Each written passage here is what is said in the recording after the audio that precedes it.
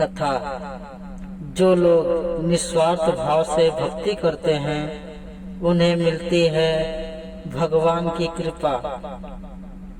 पुराने समय में एक ग्वाले ने संत को तप करते हुए देखा।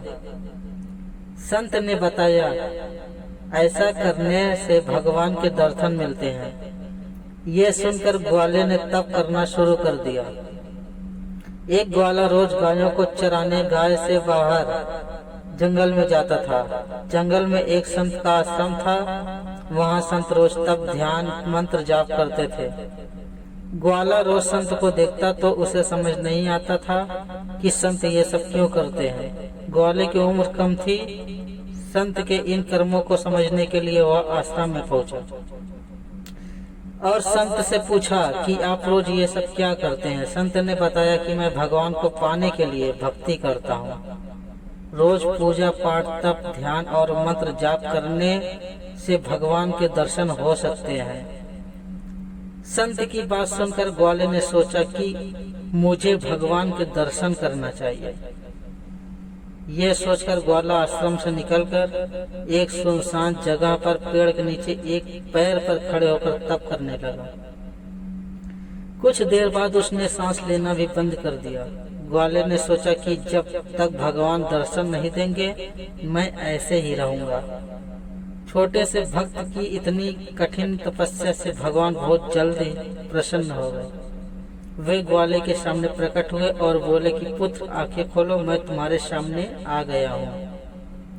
ग्वाले ने आंखें खोले बिना वही पूछा कि आप कौन हैं। भगवान बोले कि मैं वही ईश्वर हूँ जिसके दर्शन के लिए तुम तप कर रहे हो। यह सुनकर ग्वाले ने आंखें खोल ली, लेकिन उसने ईश्वर को कभी नहीं देखा था। वह सोचने लगा कि क्या ये ही भगवान है। सच जानने के लिए उसने भगवान को एक पेड़ के साथ रस्सी से बांध दिया। भगवान भी भक्त के हाथों बंध गए। ग्वाला तुरंत दौड़कर उस संत के आश्रम में पहुंच गया और पूरी बात बता दी। संत ये सब सुनकर हैरान थे।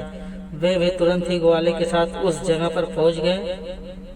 संत उस पेड़ के पास पहुंचे तो वहां कोई दिखाई नहीं दिया। भगवान सिर्फ ग्वाले को दिखाई दे रहे थे। संत ने बताया कि मुझे तो यहाँ कोई दिखाई नहीं दे रहा है। तो ग्वाले ने भगवान से इसकी वजह पूछी। भगवान ने कहा कि मैं उन्हीं इंसानों को दर्शन देता हूँ जो निस्वार्थ भाव से मेरी भक्ति करते हैं।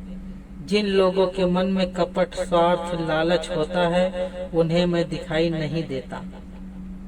सीख, जो लोग भगवान की भक्ति निजी स्वार्थ की वजह से करते हैं उन्हें भगवान की कृपा नहीं मिल पाती है। निस्वार्थ भाव से कई गई भक्ति सफल होती है।